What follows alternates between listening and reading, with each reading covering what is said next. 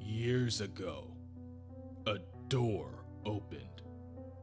They say Bruce Banner screamed for hours. They say he wouldn't stop. He couldn't stop. No matter what. No matter what. He never understood, not fully. He never saw the door. But as the years passed, perhaps he suspected, especially in their hands. It will end me, he told them. End the Hulk in a way no healing factor can counteract. A way that is impossible to come back from. It's funny, isn't it? You have to laugh anyway. When all hope dies, you have to laugh, or scream, or cry, or make some small sound somewhere between all three. You can hear the sound in his voice now, in his hate. Deep down, he knows. He knows there's no magic doing this. No magic science. Nobody else. It's just him being him. That's what it's always been. But look at him, lying down at the appointed hour. He still wants to pretend, to sleep, to be left alone. He still has some small atom for hope. One more prod, one more prick of the scab, one more wake-up call to let him know what he is, the opener of the door, the scream that cannot stop, the rage that will not die, the Immortal Hulk. And now that you're back with us, monster, let's talk. Later, within the Grandmaster's cosmic game room, the Challenger stares at the multiple screens showcasing the ongoing events. That woman, the one the Avengers call Voyager, she teleported away with the final pyramoid. The Grandmaster peers closer at the hovering screens as well and adds, "That she did, Challenger. An intriguing turn of events. Oops. Your Hulk has no target to pursue." The Challenger turns to look at the Grandmaster and asks him, "Why are you so smug and dwegassed? You did this, didn't you?" Calm yourself, old friend. Out of all the elders of the universe, you should know how quickly things can change. Humans are full of surprises. They make for entertaining obstacles and useful pawns. And yet, with all your skill in a millennia of play, these pawns have defeated you time and time again. Defeat assumes a state of finality. The game continues, and so do I, one move at a time. Within Lennox Hospital, Jarvis, Hank McCoy, and Nadia Pym stand in the wake of the destruction. The latter of the two now fully understanding what Jarvis was trying to convey. Voyager was never an Avenger. Her entire story was some sort of memory implant, it seems. However, the infection in Jarvis's memory center prevented the tampering from taking root. Obviously, they are both pretty angry at being fooled, but the question remains, what does Voyager want? And how is she connected to all of this? In the Avengers Auxiliary Headquarters, Tony Ho makes a call to Falcon, only to find that the Avengers in New Mexico still have 10 minutes before their Quinjet is airborne. She then makes a call to Beast, but her attempt is unsuccessful. Lightning is busy charging the Iron Patriot armor, while Enigma continues to move the Avengers stuck in stasis into the medbay, where Quicksilver and Cannonball both rest. Feel like I got hit by a truck, full of trucks, Cannonball groans. Myself as well, Cannonball. It was quite a battle, but my rapid metabolism should have me up in... Huh? Strange enough, Quicksilver sees floating blue spots racing in the air.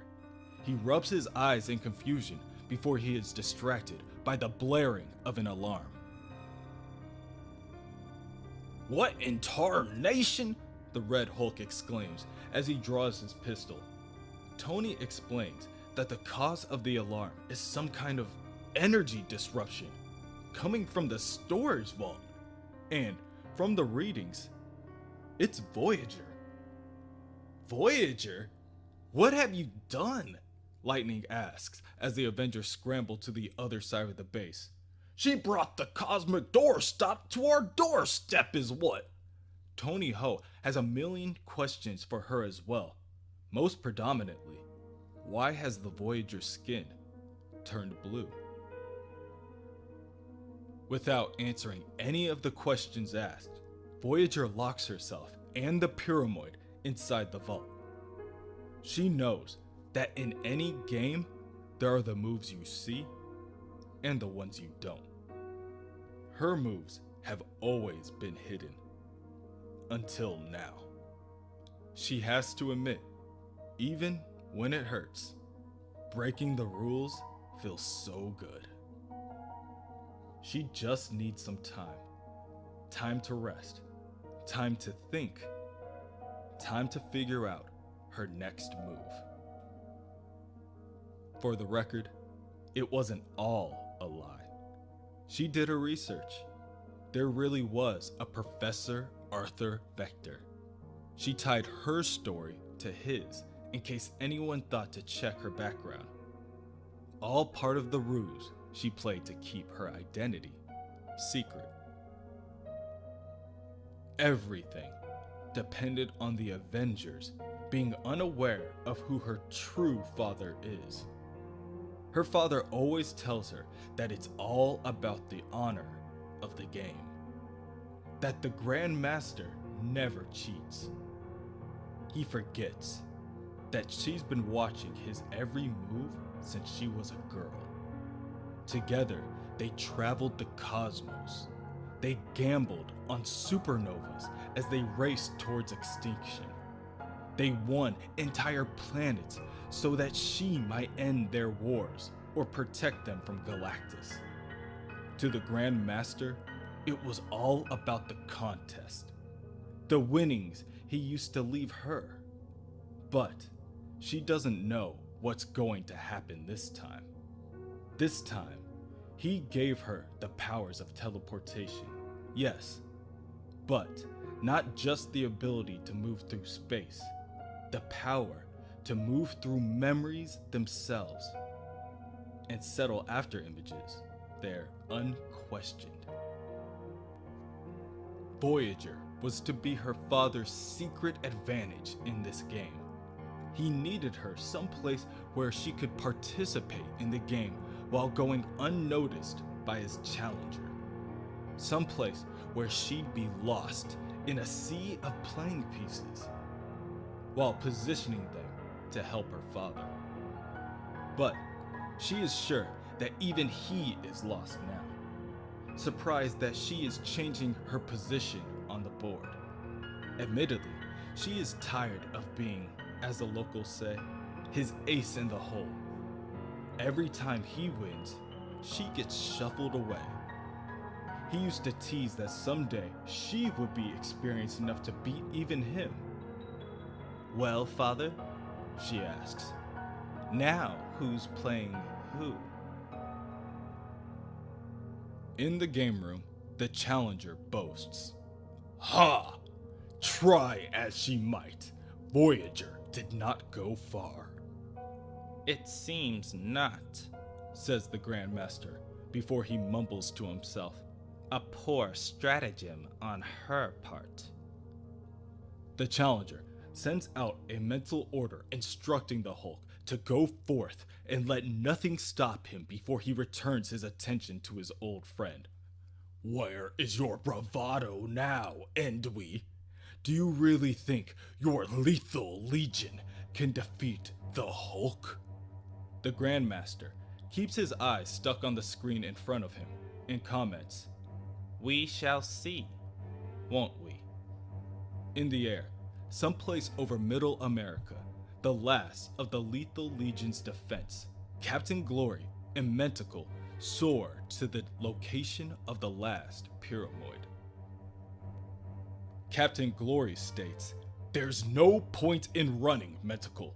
The humans will chase us. Negative, Captain Glory. A simple mental suggestion keeps us entirely obfuscated. It will last long enough for us to escape and regroup. There is no group. The others have fallen. It's up to... Out of nowhere, the Hulk tackles Captain Glory out of the air and smashes him into the ground hundreds of feet below. My spine! He's broken my... He stammers as he spits out blood. Be calm, Glory! I will reach into the beast's mind and... No!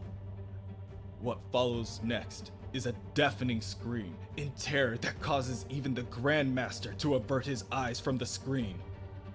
Yes, Endwi, the challenger adds. We shall see. At the base, Tony makes the call. This is Tony Ho calling any and all Avengers on this communication band. Voyagers brought the 5th pyramoid to the Avengers Auxiliary Headquarters, and she's locked herself and it in the old storage vault. We need backup. I figure we guard this thing, maybe use it as a bargaining chip to trade for... Oh, what the hell? She says, as she is interrupted by a large thoom echoing throughout the area. Sounded like a damn bomb dropping on us, the general exclaims. Lightning, also confused, adds that the point of origin must be from outside the hangar entrance. Tony runs back to her computer setup, telling the others, We've got cameras out there. I'll take a look at the footage. Hopefully it's nothing too serious. She stumbles out and is at a loss of words when she sees that the Hulk has arrived on scene. Is that the Hulk? Lightning asks. The original Hulk. I thought he was dead. Well, he isn't now, and I don't think this is a coincidence. He's after Voyager. Tony looks at her girlfriend, Aiku Jokinen. Enigma, you are the least vulnerable of us.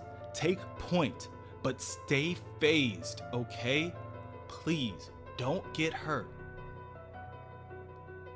Lightning, get the boys out of bed. Tell them it's game time. We're going to need everybody on this, wounded or not. General Maverick tightens his gloves and asks, That includes the Red Hulk, right? Wrong! Don't you dare, General. Your Hulkouts are unstable. They're getting shorter and your heart's getting weaker.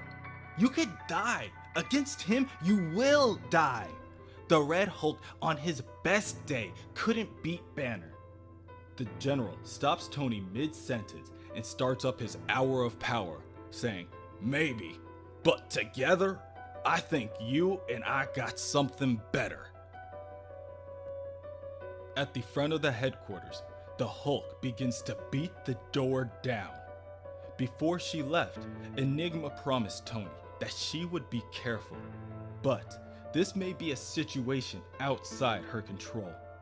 She knows fully that phasing will not stop the Hulk. For what comes next, she will need courage. She shifts her suit's density to maximum, as strong as diamond. The massive metal door slams to the ground and Enigma rushes the Jade Giant. I see you, she states as she prepares a powerful punch that lands across the Hulk's jaw. The punch was enough to down any, for the lack of a better term, normal superhero. The Hulk looks down at his aggressor and wipes his chin. And now you see, Enigma continues. I was made to defend this world against any threat, and I do not think even you are strong enough to... The Hulk silently responds by grabbing a hold of the Enigma armor and ripping it to shreds as if it were made of cloth. The disconnection of the Neuralink destabilizes Aiku, and she screams out in pain and terror, fully expecting to be put out of her misery in the next few seconds. Quicksilver, Cannonball, and Lightning arrive on scene just as Hulk throws Enigma to the ground. God! Lightning begins. That scream! His mind goes blank and his body freezes in action. Hulk! Sam Guthrie, Cannonball bellows. Let her go! Let her! But he too is stopped in his tracks by a simple backhand from the monster. Quicksilver yells before racing to catch his friend. His blast fields down, heading for the wall. He'll break his neck unless I can stop him. Quicksilver catches Cannonball, but the collision re-injures his already damaged ribs. Lightning sees this and decides that it's time for action.